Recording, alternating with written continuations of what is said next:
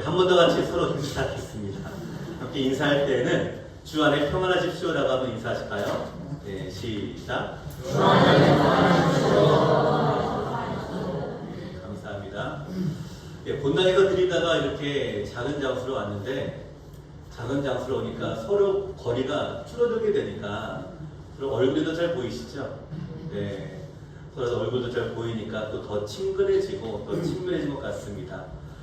종종 이렇게 작은 데를 보여야 될 것 같아요. 이렇게 북적북적 되는 것도 나쁘진 않은 것 같습니다. 예, 그러면서 또 본당에 또 공사가 잘 진행될 수 있도록 계속해서 우리 성도들 많은 관심과 사랑과 후원을 부탁을 드립니다. 우리가 신앙생활을 하다 보면 영적으로 우리가 충만해질 때가 있죠. 내 마음이 또 내 영혼이 기도로 또 말씀으로 충만해져서 언제든지 기도가 나오고 또 말씀의 생각이 나고 내 마음이 그대로 가득한 때가 있습니다. 근데 이게 얼마 못 가고요. 정반대로 갈 때가 있어요. 그래서 마음이 상하해지게 되고 바닥을 치는 것 같고 내 모든 신앙이 무너진 것 같은 느낌을 받을 때도 있는데, 이럴 때 우리는 의구심을 품게 됩니다. 도대체 왜 이럴 수가 있을까? 얼마 전만 해도 이렇게 좋았는데 지금 이렇게 바닥을 치니 어떻게 된 거지? 내 신앙이 잘못된 건가? 내가 잘못 살고 있는가? 라고 말이죠. 근데 전혀 걱정하실 필요는 없습니다. 왜냐하면 사실 그거는요, 전혀 이상하거나 또는 새로운 일이 아니기 때문입니다. 만약에 우리가 우리의 영혼이 잘 되고 있을 때, 특히 영적으로 충만해지게 될 때, 그리고 어떤 어려움이 온다, 어떤 힘든 일이 온다라고 한다면 그 이유는 믿음의 시험일 가능성이 아주 높습니다. 하나님 우리를 믿음을 단련하기 위한 시험, 바로 테스트인 것이죠. 오늘 우리가 아브라함이 이런 시험에 당하고 있는데요. 자, 아브라함에게는 어떻게 이 시험을 감당하고 있는가, 또 이 시험을 어떻게 받아들였는지를 함께 살펴보면서 참 우리가 많이 공감이 되기도 합니다. 이 모습들이. 이 모습을 통해서 우리가 함께 은혜를 나누기를 간절히 소원을 드리는데요.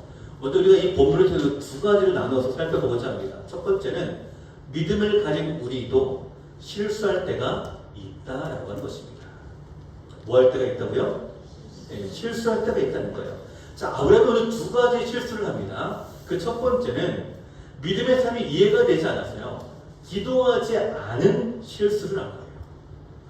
자, 오늘 본문을 통해서 우리가 살펴볼 건데요. 자, 우리가 지난주 또 지난주 아브라함이 하나님의 막 부르심에 순종하여 모든 것을 포기하고 하나님의 말씀하신 장소로 떠났습니다.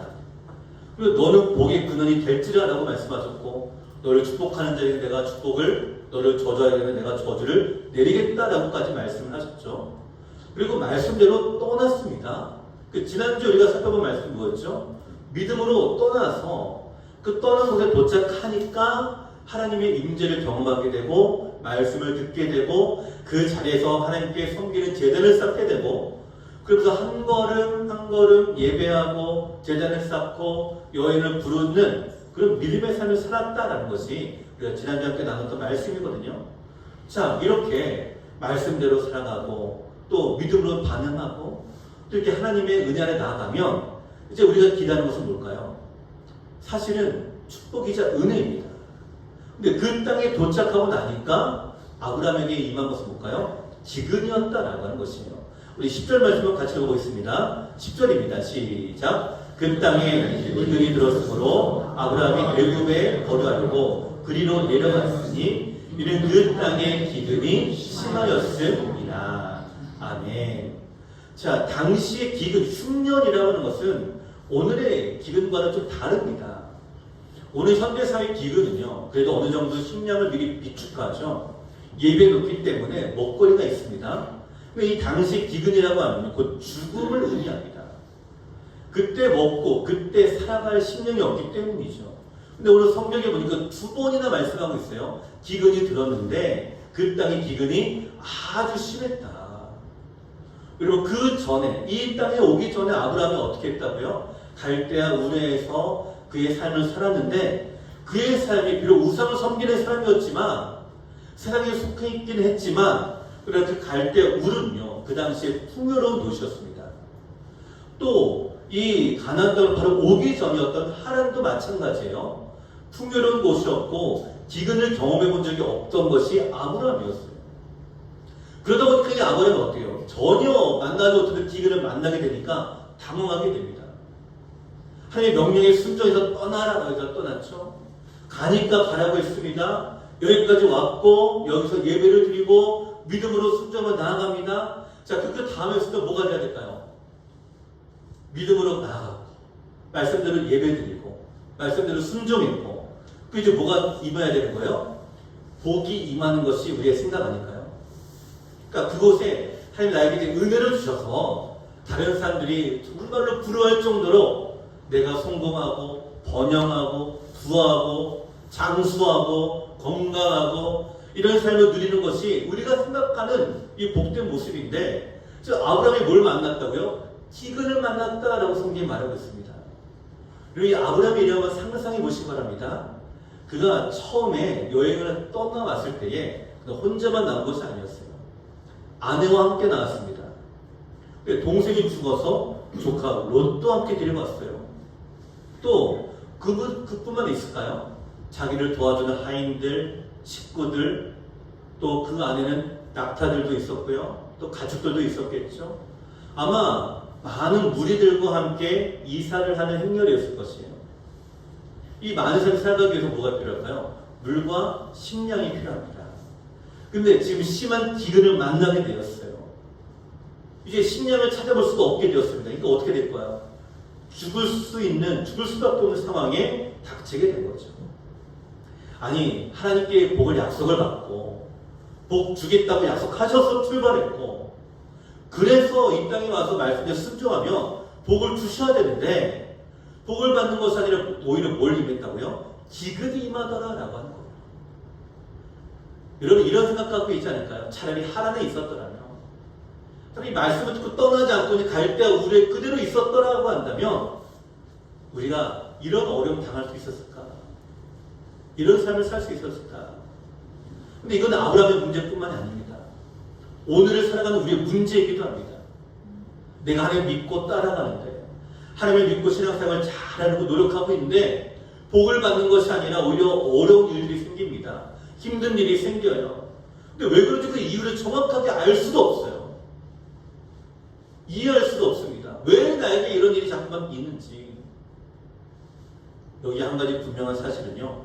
하나님이 주신 이 약속의 땅에도 어려움이 없는 게 아니라는 사실입니다. 우리의 신앙생활 역시 마찬가지입니다. 신앙생활이 늘 평탄하고 그냥 그렇게 주역 시원해되라고 열려지고 내가 복을 받고 건강하고 강건해지고 장수하고 부하고 이런 성공만 있는 것이 꼭 우리의 믿음의 생활이 아니라는 것입니다. 우리 믿음의 생활에도요 어려움이 없는 게 아닙니다. 오히려 아주 심한 기근에 이를 수도 있습니다. 오히려 죽을 수 있는 위험에 빠질 수도 있습니다. 그리고 우리가 하나님 믿고 그 말씀대로 순종하며 살아보겠다고 결단에만 나아가는데 그러면 어떻습니까? 이제 내가 하나님 잘 믿고 신앙을 잘 섬기며 예배도 열심히 드리니까 뭔가 하나님 나에게 좋은 것을 주시겠지. 이 기대감이 잘못된 것은 아닙니다. 그러나 아셔야 될 건요. 항상 그런 것은 아니지만 정반대일 수도 있다라고 하는 것이에요. 하나님 우리의 삶을 맡기며 살려고 하는데도 하나님께 맡기는데도 불구하고 안 좋은 일이 생기기도 합니다. 그 우리 안에 의심이 일어나요. 예를 들면은 내가 잘 믿고 섬겨서 주일 예배도 잘 드리고 하는데 오히려 직장에서 해고를 당해요. 사업이 실패합니다. 또 이번과 같이 코로나과 같이 전염병이 돌아요. 전염병 때문에 직장에서 쉬나을 하고 합니다. 경제적인 어려움을 당하기도 하고 또 자녀가 잘 될 줄 알았는데 내가 예수 믿으면 내 자녀가 잘 될 줄 알았는데 오히려 실패를 경험하기도 합니다. 우리가 이런 어려움을 당하게 되면 우리 당황하게 돼요. 아니 하나님이 나에게 복을 줄 줄 알았는데 그래도 내가 이렇게 믿음을 지키려고 노력하는데 왜 나에게 이렇게 하시나? 하나님 말씀을 순종한 결과 보지 이건가? 이런 생각이 우리 안에 들 때가 있지 않을까요? 그러다 보니까 우리가 어떤 마음이 들까요? 하나님의 뜻대로 살면 안 되나 보다. 아니다. 차라리 내 방식대로 살아가야겠다. 그리고 다시 되돌아가요. 여러분 새신자들 가운데 이런 분이 많습니다. 믿음으로 나가려고 하면요, 마귀에 꼭 시험을 들어요. 그러니까 이 믿음의 삶의 시작이 마귀의 시험을 우리가 어떻게 이기느냐에 관련 있는데, 여기에 넘어지게 되니까 어때요? 믿음에서 떠나서 다시 되돌아가는 거예요. 그게 초대교회의 문제이기도 했고요, 오늘 우리의 문제이기도 합니다. 또 이것이 지금 아브라함의 마음이기도 해요. 약속을 붙잡고 여기까지 왔는데 어려움에 닥쳤습니다. 기근을 피해서 결국 애굽까지 내려가는 거예요. 약속의 땅인 가나안 땅에 심한 기근을 만나게 되니까 애굽으로 내려가는 길을 선택하는 아브라함의 모습을 오늘 우리가 보고 있지 않습니까? 근데 여기서 우리가 중요한 깨달아야 할 사실이 이것입니다. 여러분, 아브라함이 애굽으로 내려가기 전에 사실 하나님께 여쭤봐야 돼요. 내가 내려가도 맞는 건지, 여기가 맞는 건지, 하나님의 뜻이 무엇인지 물어보는 것이 맞습니다. 이게 믿음 있는 성도의 모습이에요. 내가 기근을 만났을 때 그 기근을 피하려고 위해서 내 생각으로 판단하는 것이 아니라 이것은 건 주님의 뜻이 무엇입니까? 라고 물어보는 것. 그래서 여러분, 기도의 자리를 포기하시면 안 됩니다. 성도는 기도의 자리를 지키셔야 돼요. 그래야 주의 인도하심을 받을 수가 있습니다. 여기까지 인도하신 분이 우리 주님의 주를 믿었다라고 한다면, 내가 지금 당한 이 어려움을 통해서 주님의 뜻이 무엇인가, 말씀이 무엇인가 응답을 기다려야 되죠. 그래서 내가 설사 먹을 것이 없다 할지라도, 내가 설사 굶는다 할지라도 나의 공급자가 되시 하나님 믿고 나의 소망 되시를 믿고 간구해야 되는 것이 바로 오늘 아브라함에게 있어야 될 내용의 모습입니다. 근데 오늘 아브라함의 문제가 무엇이었을까요? 기근으로 인해서 굶어 죽는 것 때문에 함께한 이 사람들을 구하겠다고 애굽에 내려간 것, 그것이 문제가 아니었어요. 정말 진짜 문제는 하나님께 기도하지 않았다는 것이에요. 이 문제를 가지고 하나님과 상의하지 않았다는 것입니다. 그냥 그 상황을 보고 자신의 판단으로, 생각으로 독단적으로 행동했다는 것이에요. 이것이 진짜 문제입니다. 다시 말해서 하나님 중심이 아니라 자기 중심적인 결정하는 것이 진짜 문제였던 것이죠. 여러분, 믿음이란 내 생각을 따라가는 것이 아니라 하나님의 말씀대로 따라가는 것입니다. 내 생각이 아니라 말씀대로 따라가는 것, 이것이 믿음이에요. 그러니까 당장은 이해가 되지 않습니다. 당장은 심한 기근이 있을지라도, 그런 절망적인 상황이라 할지라도, 내 앞길에다 맡긴 것 같다 할지라도 분명히 하나님의 약속을 믿고 내가 나아간다라고 한다면 그 자리를 지키는 것이 믿음이죠. 이해가 되지 않기 때문에, 그래서 여러분 기도하셔야 되는 거예요. 이해가 되지 않으니까 이 길은 아닌가 보다라는 것이 아니라 이해가 되지 않기 때문에 더 기도하셔야 됩니다. 나는 이곳에 있는 이유를 알지 못하기 때문에. 그리고 하나님께 나아가십시오. 하나님이 우리 가운데 가야 될 길과 이유와 목적을 분명히 알려주실 줄로 믿습니다. 나의 뜻이 아니라 하나님 뜻대로 살아가는 우리 성도 여러분 되시기를 간절히 축원을 드립니다. 또한 아브라함의 두 번째 실수는요, 염려로 인해서 세상의 방법을 선택하는 실수를 행했다라고 하는 것입니다. 자, 우리가 하나님의 뜻을 알고 따라가면 좋겠는데, 근데 잠시 잊어버리게 돼요. 하나님 중심의 마음을 내려놓게 됩니다. 그러니까 자기 나름대로의 방법으로 나아가고 있는데요. 여러분, 하나님을 잊어버리고 자기의 방법대로 나아가는 사람이 어떻게 되었는가, 아브라함이 잘 보여주고 있는데요. 아브라함의 마음에 나의 생각이 강해지게 되니까, 하나님 중심이 아니라 내 중심으로 나가게 되니까 마음에 뭐가 생겨요? 염려와 불안감이 생기게 됩니다. 그러니까 잘못된 선택을 하게 돼요. 11절 12절 말씀 같이 한번 읽어보실까요? 11절 12절입니다. 시작. 그가 애굽에 가까이 이르렀을 때에 그 아내 사라에게 말하되 내가 알기에 그들은 아리따운 여인이나 애굽 사람이 그들을 볼 때에 이르기를 이는 그의 아내라 하여 나는 죽이고 그대는 살리리니. 아멘. 자, 아브라함이 말씀에 순종하지 못하고 자기 판단대로 생각하고 결정하고 행동하는데, 이 결정이 문제를 해결하는 것이 아니라 더 큰 문제로 커지게 됩니다. 자, 애굽으로 처음에 출발할 때는 괜찮았습니다.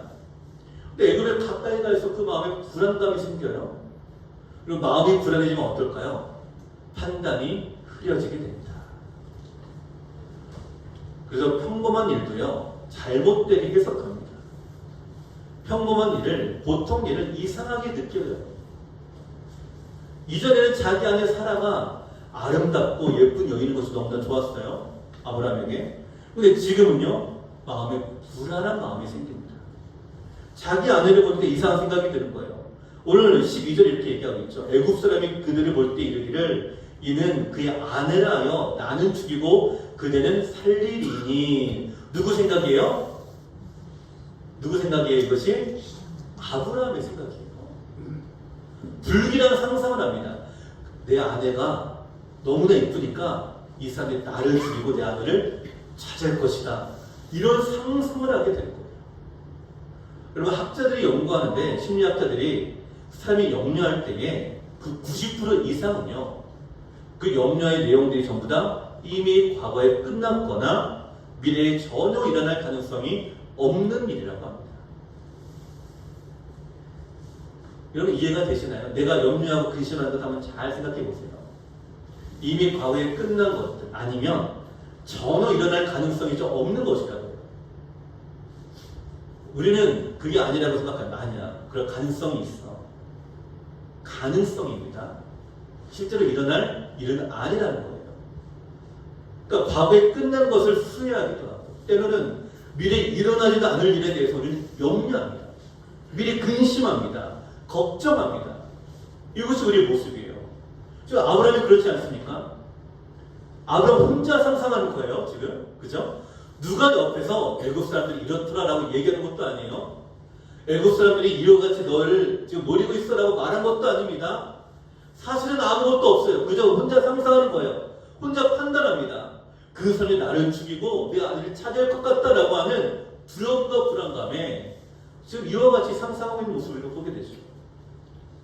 서울의 열린교회를 담임하시는 김남준 목사님이 책을 하나 쓰셨는데요. 염려에 관해서라고 하는 이 책입니다. 코로나 이 시기에 이 책을 쓰셨는데, 코로나로 인해서 많은 사람이 염려하니까, 염려에 관해서 우리가 같이 교훈을 나누고 진리를 나누고 또 말씀 안에서 이 염려를 어떻게 말씀하고 있는가라는 것을 나누기 위해 책을 쓰셨는데, 이 책에서 염려는 어디서 오는가라는 질문을 합니다. 여러분, 염려는 어디서 올까요? 염려는 어디서 올까요? 김남준 목사님이 이렇게 말합니다. 염려는 자기 사랑에서 나온다. 여기 자기 사랑은요, 참된 자기에 대한 사랑이 아닙니다. 나의 욕망, 나의 정욕, 그릇된 나의 욕망을 자신을 사랑하는 것이다 라고 얘기합니다. 제가 이 글을 묵상하면서 이래서 우리가 염려하겠구나 라는 생각이 들었어요. 우리가 염려하는 내용들이 다 뭐예요? 앞으로 우리가 해야 될 것들. 근데 그것들이 전부 다 나에게 해가 될 것처럼 여겨집니다. 지금 아브라함도 마찬가지죠. 아내가 아리따우니까 나를 죽일 것이다. 이런 상상을 누가 합니까? 정상적인 사람이라고 한다면 이런 상상을 안 해요. 근데 믿음의 조사력인 사람이 지금 이런 상상을 하고 있는 거예요. 염려하는 거예요. 근심하는 거예요. 누구를 사랑하고 있는 거예요? 내가 살고자 하는 나 자신에 대한 자기 사랑이 여기 드러나고 있는 것이에요. 아브라함은 꼭 그렇죠. 쓸데없는 일로 걱정하고 있습니다. 근데 이 쓸데없는 일의 대본이 뭘까요? 자기 정욕에 대한 사랑입니다. 나의 욕심에 대한 사랑입니다. 나의 욕망에 대한 사랑입니다. 그러니까 마음을 미리 염려하고 불안하고 걱정합니다. 성도 여러분, 여러분의 염려는 무엇입니까? 여러분의 염려는 무엇입니까? 우리가 자녀를 염려하는 가장 큰 중심은 뭐가 있을까요? 자녀가 내 마음대로 되기를 원하는 그 염려 아닐까요? 그것도 뭐예요? 결국은 자기 사랑이에요. 자기 사랑이에요. 저희 부모님이 저에게 수없이 기도했던 내용 중 하나가 그거였어요.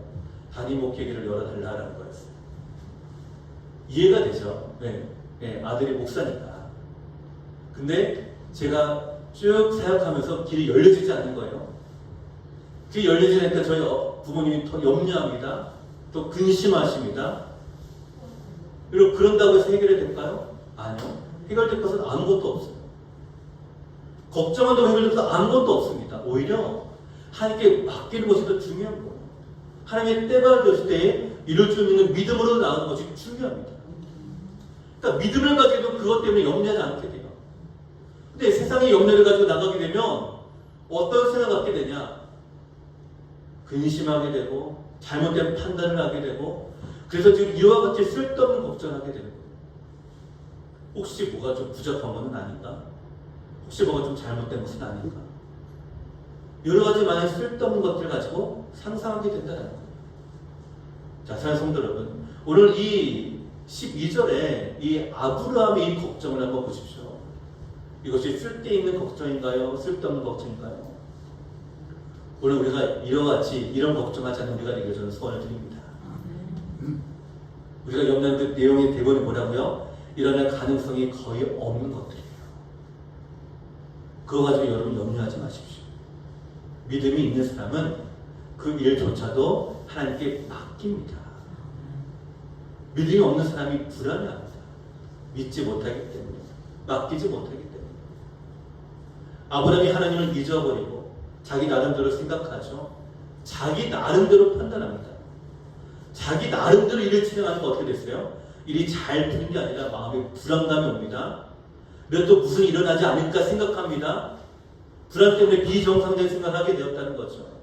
그래서 엉뚱한 수단을 찾게 돼요. 13절 말씀 같이 읽어보실까요? 13절입니다. 시작. 원하건대 그대는 나의 누이라 하라. 그러면 내가 그대로 말미암아 안전하고 내 목숨이 그대로 말미암아 보존되리라 아니라. 아멘. 자, 나의 누이라라는 이 말이 사실의 근거 내용이긴 합니다.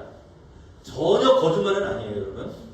사라는 아브라함의 이복 누이였기 때문에 거짓말은 아닙니다. 하지만 어떤 거짓말이냐? 이 사실은 반쪽 진리라는 거예요. 반쪽 거짓말입니다. 왜요? 분명히 사라는 자기의 아내이기 때문에 그렇죠. 자기 아내이자 누이지만 우선순위 드리는 게 뭐라고요? 아내이기 때문에 그렇습니다. 그러니까 아브라함이 아무리 핑계를 대더라도 거짓은 거짓이에요. 하나님을 완전히 신뢰하지 않습니다. 자기 판단으로 생각하니까 어때요? 거짓말까지 더해지게 됩니다. 사라를, 내 아내를 내 누이라 하라. 다른 성도 여러분, 오늘 우리가 나의 생각대로 나가게 되잖아요. 그 일이 해결될 것 같죠? 아니요, 더 꼬이게 됩니다. 희한하죠? 내가 좀 내 능력으로 좀 풀어보려고 해도요, 풀리지가 않아요. 오히려 더 엮이고 더 꼬입니다. 이것이 우리 성도의 삶의 모습이에요. 희한합니다. 믿음의 길을 걸어가는 우리들의 삶이 이와 같습니다. 내 힘으로 풀려면 풀리지 않고 그 풀릴 때까지 기다려야 되는데 또 그 기다림을 우리가 잘 하지를 못하고 있죠. 물론 이 아브라함이 이 모습 속에서 정말 문제가 해결되기를 원하는 우리의 모습 건데 이 아브라함과 같이 이렇게 문제를 해결하는 우리의 모습이 거울로 비춰져 있는 모습을 우리가 보게 되죠. 여러분, 아브라함의 인생이 지금 애굽에 들어오면서 문제가 해결이 되었을까요? 이렇게 해서 해결이 절대 되지 않았습니다. 자, 14절 15절 함께 읽겠는데요. 더 꼬여지게 됩니다. 자, 14절 15절 같이 읽겠습니다. 시작. 아브라함이 애굽에 이르렀을 때에 애굽 사람들이 그 여인이 심히 아리따움을 보았고 바로의 보관들도 그를 보고 바로 앞에서 칭찬함으로 그 여인을 바로의 궁으로 이끌어 들인지라. 아멘. 자, 애굽에 이르렀습니다. 계획대로 말했어요. 사라는 나의 누이입니다 라고 말했습니다. 자, 그런데 결과가 어떻게 나왔죠? 애굽 사람들이 심히 아랫담을 보았고 바로 앞에서도 칭찬하니까 이 여인은 어떻게 해요? 바로의 궁으로 이끌어들인지라 라고 말씀하세요. 이끌어들인지라. 물론 사례가 아름다운 여인이긴 합니다. 근데 여러분, 아브라함이 지금 부렸을 때 이 나이가요 75세입니다. 사라의 나이는요 65세입니다. 물론 그 당시는 지금보다 더 오래 살았지만 그래도 그 정도 나이가 되었으면 그러니까 우리가 젊다라고 생각하는 여인처럼 예쁘지는 않았을 텐데 너무 예쁘다고 아브라함이 걱정한 거예요. 사실 사라가 뛰어난 미모를 가진 여성이기도 했지만 당시에 외국인이었기 때문에도 눈길을 끌었다는 의미가 있대요. 역사의 기록에 보면 이집트 남자들이 애굽 남자들이 이집트 여자들보다는 외국 여자들을 더 좋아했다는 기록이 있습니다. 그러니까 아브라함이 바로 그런 것 때문에 실제로 아내가 예쁘기도 했지만 외국 여자였기 때문에 더 불안하게 됐는데요. 그 불안한 마음의 방법을 찾아본 거죠. 그 방법을 찾은 것이 아내를 누이로 속인 것인데 그 결과가 어떻게 된 거예요? 더 안 좋아진 거예요. 애굽에 오기 전에 그래서 사라를 데려 나가 내가 구원을 받을 수 있을 것이다 라고 생각했어요. 그래서 내가 구원받을 수 있을 것이다. 그래서 내가 안전할 수 있을 것이다 라고 생각했어요. 13절이잖아요. 원하건대 그대는 나의 누이라 하라. 그러면 내가 그대로 말미암아 안전하고 그대, 여기 그대는 바로 사라를 얘기하는 것입니다. 사라로 말미암아 내가 안전하고 또 내 목숨이 그대로 말미암아 보존되리라. 이것이 아브라함의 생각이었어요. 그 누이라라고 얘기하자라고 하는 거였어요. 하지만 사실 성도 여러분, 믿음 있는 사람은, 성도는 이 자리에서 그대로 말미암아 안전하고라는 고백이 아니라 어떻게 나와야 될까요? 내가 하나님으로 말미암아 안전하고라고 나와야 되지 않을까요? 내 목숨이 하나님으로 말미암아 보존되리라라고 말해야 되지 않을까요? 근데 우리가 이렇게 사용한다라는 거예요. 세상의 것을 가지고 와서 내 염려들, 걱정들을 가지고 이와 같이 내가 좀만 더 돈을 벌면 내가 더 안전하게 될 거야. 내가 이 빚만 갚으면 내가 내 생명을 구원하게 될 거야. 라고 생각하게 된다라고 하는 거예요. 그리고 물질을 쫓아가게 됩니다.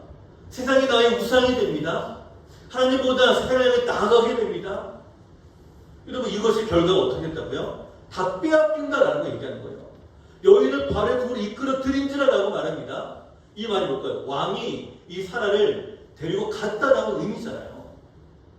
여러분, 이 사실이 아브라함이 얼마나 큰 충격이었을까요? 내가 사라로 말미암아 내가 안전해질 거라고 생각했는데 빼앗긴 거예요. 왕이 가가지고 어떻게 얘기하겠습니까? 이 사람 내 아내가 데려가지 못합니다라고 얘기할 수 있을까요? 거짓말을 했는데 이 사실 때문에 아브라함은 어때요? 마음이 더 비참해집니다. 더 불안해집니다. 마음이 편치 않습니다. 근데 아브라함이요, 사실 이 사실 때문에 많은 것들을 누리기는 했어요. 16절 말씀 같이 한번 읽어보실까요? 16절입니다. 시작. 이에 바로가 그로 말미암아 아브라함을 순례함으로 아브라함이 양과 소와 노비와 암수 나귀와 낙타를 얻었더라. 아멘. 자, 거짓말을 하고 또 이렇게 아내를 빼앗기는 했지만 아브라함이 얻은 건 뭐예요? 물질입니다. 양과 소와 노비와 암수 나귀와 낙타를 얻게 되었어요. 세상이 이렇습니다. 세상이 내가 가진 영적인 은혜를 빼앗기면서 물질을 대신 줍니다. 그것을 만족하라라고 얘기하는 거예요. 그것으로 만족하라. 내 마음에 의지했던 내 신앙을 빼앗으며 그걸 물질로 대신하게 합니다.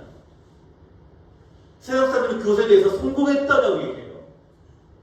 잘했다라고 얘기합니다. 그래, 그렇게 좀 살아야지라고 얘기하는 거예요. 그래야 좀 사람답게 살 수 있는 건 아닌가라고 얘기합니다. 하지만 아브라함의 마음은 어땠을까요? 편치 않았겠죠. 이 물질을 받았는데 왜요? 아내를 뺏기는 이 상황. 아내를 뺏기는 이 상황이 되었기 때문에 그렇죠. 우리가 예수님을 믿고 하나님의 자녀가 되었습니다. 그래서 우리 하나님과 우리 사이의 관계는 아버지와 아들의 관계가 되었고, 성경은 또한 그 관계를 하나됨으로 고백하면서 하나님을 나의 신랑으로 우리를 주의 신부로 고백하게 하셨어요. 그리고 우리가 이 땅에 살아가면서 우리가 고백했던 이것입니다. 나의 신랑 대신 하나님으로 말미암아 내가 안전하고 내 목숨이 하나님으로 말미암아 보존됩니다. 이 시장의 고를 처음에 우리가 살아갑니다. 근데 살아가다가 세상과 자꾸만 만나게 됩니다. 어려움에 빠지게 돼요. 내 생각과 내 판단을 자꾸만 결정하게 됩니다. 그러다 보니까 어떻게 돼요? 자꾸만 내 신앙을 넘겨주는 거예요. 신랑 대신 내 주님을 넘겨주게 됩니다. 내 배우자를 넘겨주는 거예요. 누구처럼? 아브라함처럼. 그리고 얻는 것이 뭐예요? 물질인 거예요. 여러분, 그것에 정말 만족하십니까? 정말로 되었다라고 여러분 생각하십니까?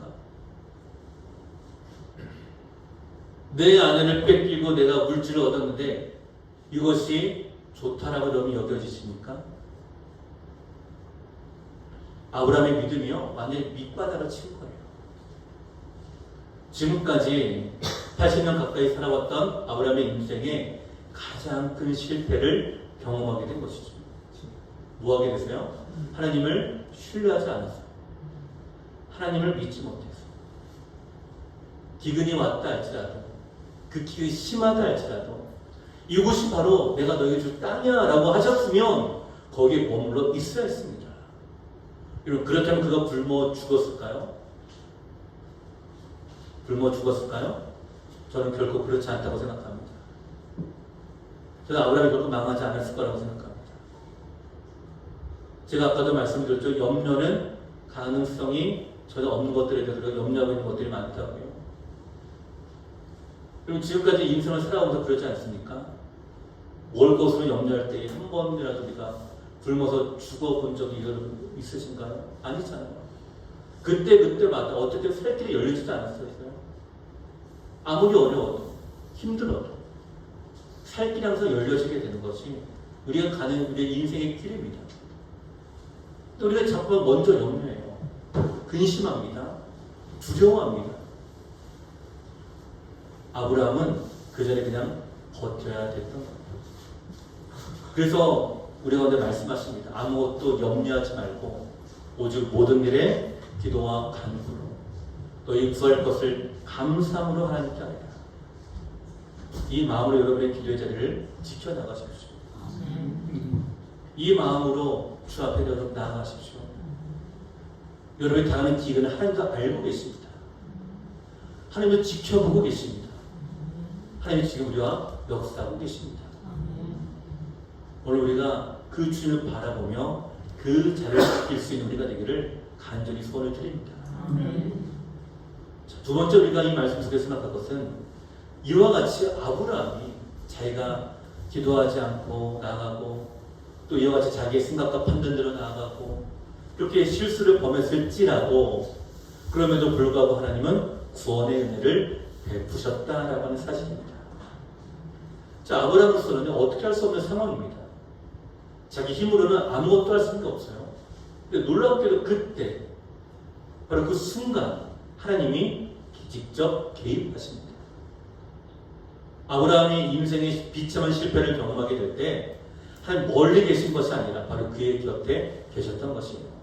17절 말씀 같이 읽겠습니다. 시작. 여호와께서 아브라함의 아내 사라의 일로 바로와 그 집에 큰 재앙을 내리신지라. 아멘. 자, 우리가 그 10절부터 16절까지 아브라함이 애굽으로 가기로 선택하고 가다가 염려해서 자기 아내를 누이라라고 얘기하자라고 하고 그 누이까지 빼앗기는 이 상황까지 왔을 때에 여러분 10절에서 16절까지 이 아브라함의 삶에서 하나님이 계신가요? 안 계신가요? 나타나고 있지 않아요. 보이고 있지 않습니다. 그러니까 우리 눈에 보이기에는 하나님이 안 계신 것처럼 보여요. 하나님이라고 등장하지도 않고 말이 전혀 나오고 있지도 않습니다. 그러니까 하나님이 이 상황에 전혀 모르시는 것처럼 보여요. 그러나 하나님은 다 알고 계셨습니다. 다 보고 계셨습니다. 바로가 사라를 궁으로 데리고 갔을 때에 하나님 큰 재앙을 내리셨는데 여러분 이 재앙이 어떤 재앙이냐 이것이 중요한 것이 아니라 하나님이 이미 이 가운데 역사하셨다는 것, 임재하셨다라고 하는 것, 말씀하셨다는 것이 더 중요한 것이에요.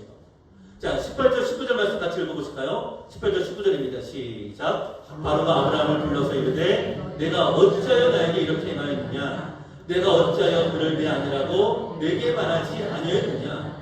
내가 어찌 그를 누이라 하여 내가 그를 데려다가 아내를 삼게 하였느냐? 내 아내가 여기 있으니 이제 데려가라 하고. 아멘.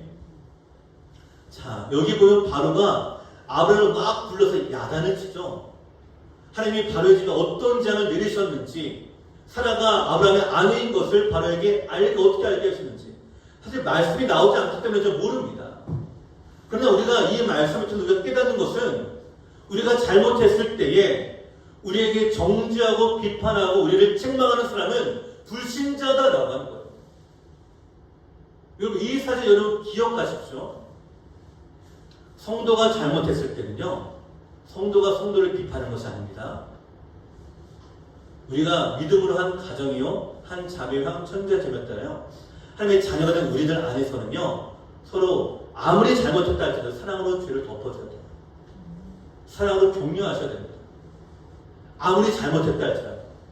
아유, 그렇게 하는 것이 아니에요 라는 것이 아니라 이렇게 하셔야 됩니다 라고 좋게 말씀하세요. 예, 좋게 말씀하십시오. 왜요? 한 형제와 자매이기 때문에 그렇습니다. 예, 특히 우리 직분자 여러분 꼭 그렇게 하셔야 됩니다. 예, 감사합니다. 성도끼리의 관계는요, 아무리 큰 잘못을 했다 할지라도 책망하거나 비판하는 것이 아니라 권면하고 섬겨주고 사랑해줘야 돼요. 이게 우리 성도의 관계예요. 그러면 우리가 잘못했을 때 누가 책망할까요? 책망은 우리가 불신자가 합니다. 불신자가요. 믿지 않는 사람을 우리가 책망합니다. 지금 오늘 여기를 보세요. 아브라함에게 누가 책망한다고요? 바로가 책망합니다. 네가 어쩌 나에게 이렇게 했느냐? 네가 어쩌 그를 내 아내라고 말하지 아니했느냐? 뭐예요? 왜 네가 정직하게 말하지 않느냐? 하나님을 믿는 삶이라고 하면서 왜 믿음으로 나아가지 않느냐라고 세상이 우리 가운데 책망하는 거예요. 그러니까 우리는 세상의 책망을 겸손하게 우리가 받아야 됩니다. 우리가 코로나 때문에 마음이 많이 상한 일이 너무나 많잖아요. 그 상한 일을 우리가 돌아보면 결국은 뭐예요? 우리가 우리의 믿음을 지키지 않은 결과예요. 우리가 믿음으로 선한 영이 뛰쳤으면은 세상은 우리를 향해서 그렇게 말할 수 있는 것이 아닙니다. 오히려 요셉과 같이 다니엘과 같이 범사에 형통했을 때에 바로 요셉을 통해서 보디발의 집이 은혜를 받은 것처럼 우리를 통해서 사회가 은혜를 받게 돼요. 하지만 믿는 사람이 믿음으로 살지 않으면 그 주위가 사회가 고통을 당한다는 거예요. 오늘 아브라함이 바로 그와 같죠. 문제를 일으킨 장본이 누구이죠? 아브라함입니다. 바로가 아니에요. 애굽왕 바로는 오히려 결백합니다. 문제는 아브라함에게 있는데 누가 고통을 당하고 있어요? 바로가 고통을 당하고 있어요. 우리가 믿음으로 살지 않는데 누가 고통을 당한다고요? 우리 사회가 고통을 당하고 있는 거예요. 그러니까 책망을 받을만 합니다. 우리 주위가, 우리 환경이 고통을 당하고 있는 거예요. 그러니까 로마서 8장 19절에 피조물이 고대하는 바는 하나님의 아들들이 나타나는 것이니 라고 말씀하고 있거든요. 피조물들이 고대하는 것, 기대하는 것, 바라는 것은 누가 나타난다고요? 하나님의 아들들, 하나님의 자녀들, 하나님의 믿음으로 나가는 사람들. 왜 그럴까요? 이들이 믿음으로 나가게 되면 피조물이 함께 복을 받기 때문에. 아브라함이 말씀하셨잖아요. 내가 너를 축복하는 자는 내가 복을 주고 내가 너를 저주하는 내가 저주하리니 너는 복을 얻을 것이니라. 너로 말미암아 복을 얻을 것이니라. 그러니까 이 사회는 예수 믿는 사람으로 말미암아 복을 얻게 될 것인데 예수 믿는 사람이 믿음으로 안 나가니까 복을 못 받게 되는 것 같아요. 책망하는 것입니다. 이거는 우리가 겸손하게 받아야 돼요. 하지만 성도가 성도들은 뭐라고요? 이런 책망을 하시면 안 됩니다. 잘못된 거예요. 성도의 성도는 겸손과 사랑으로 섬겨주셔야 돼요. 그 말 한마디가 오늘 우리에게는 우리의 영혼이 사느냐 죽느냐 여기에 달려있기 때문에 그래요. 자, 사랑하는 성도 여러분, 어떻습니까? 믿음대로 살아가는 하나님의 자녀들을 세상은 지금도 기대하고 바라고 있습니다. 아브라함이 바로 그와 같아요. 사실 아브라함의 선택이 잘못된 선택이기도 합니다. 그래서 바로에게 책망받는 거예요. 하나님이 책망하셨나요? 아니요. 하나님은 그저 그 가운데 임하신 것 뿐입니다. 누가 책망한다고요? 불신자가 책망한다. 오늘 우리가 믿음으로 나가는 우리의 모습을 통해서 믿지 않는 주위에 있는 여러분의 사회, 직장, 삶의 현장들, 생활의 모습들, 또 여러분의 가족과 친족까지도 내가 복이 되어 아브라함과 같이 너로 말미암아 복을 얻게 되는 은혜가 임하게 되기를 간절히 소원을 드립니다. 일단 두 번째로 우리가 여기서 배워야 될 교훈은 이것입니다. 아브라함이 이렇게 불순종과 불신앙에도 불구하고 그럼에도 불구하고 하나님은 보호하고 계시다는 사실입니다. 여러분, 아브라함이 하나님의 약속을 붙들고 믿음으로 나갔나요? 아니죠. 그러나 하나님은요, 아브라함이 주신 약속을 지키셨습니다. 분명히 아브라함이 약속을 깬 거예요. 약속의 땅을 떠났기 때문에. 믿음의 순종을 깨고 주 앞에 나아가지 못했죠. 그러나 하나님은 지켜주겠다는 약속을 지키시고 계십니다. 아브라함의 불순종에도 불구하고 하나님의 약속을 지키고 계시죠. 아브라함이 자신의 판단으로 애굽에 내려갔습니다. 불안과 염려로 그를 거짓으로 치장하여 더 큰 위기를 자초했습니다. 하지만 하나님 그럼에도 불구하고 끝까지 아브라함을 지키고 계십니다. 그를 붙들고 계십니다. 그와 함께하고 계십니다. 그리고 이 문제를 해결해 주십니다. 왜 문제를 해결해 주실까요? 아브라함이 잘나서도 아니고 그가 말씀에 순종한 착한 사람도 아니라 하나님의 약속 때문에 그런 겁니다. 오늘 우리가 하나님의 약속을 받았잖아요. 내 의의가 이 약속을 이루지 않습니다. 오로지 하나님의 은혜로 약속이 이루어집니다. 그러기 위해서 성도 여러분, 아브라함과 같이 나의 실수로 인해서 잘못된 판단과 생각을 갖지 않기를 간절히 소원을 드립니다. 어려움을 당할지라도 우리가 해야 될 일은 하나님께 기도하는 것입니다. 하나님, 주님의 뜻이 무엇입니까? 행하신 일이 무엇입니까? 그 신실하심의 능력을 믿고 하나님께 의탁하고 맡기십시오. 그분의 인도하심을 따라 나아가십시오. 결국은 이 아브라함의 인생을 인도하신 분은 하나님이지 아브라함이 아니었던 거예요. 우리의 인생도 마찬가지입니다. 나의 인생을 인도하는 분은 내가 아니라 하나님이십니다. 그리고 그 하나님이 비록 우리가 이 땅에서 불순종할지라도 내가 믿음으로 나가지 못한다 할지라도 그럼에도 불구하고 하나님 나를 사랑하시고 나를 붙잡아 주시고 나와 함께 하시는 줄 믿으십시오. 여러분, 그러나 이것을 악용해서는 안 됩니다. 그러니까 내 마음대로 살아서 될까요? 아니에요.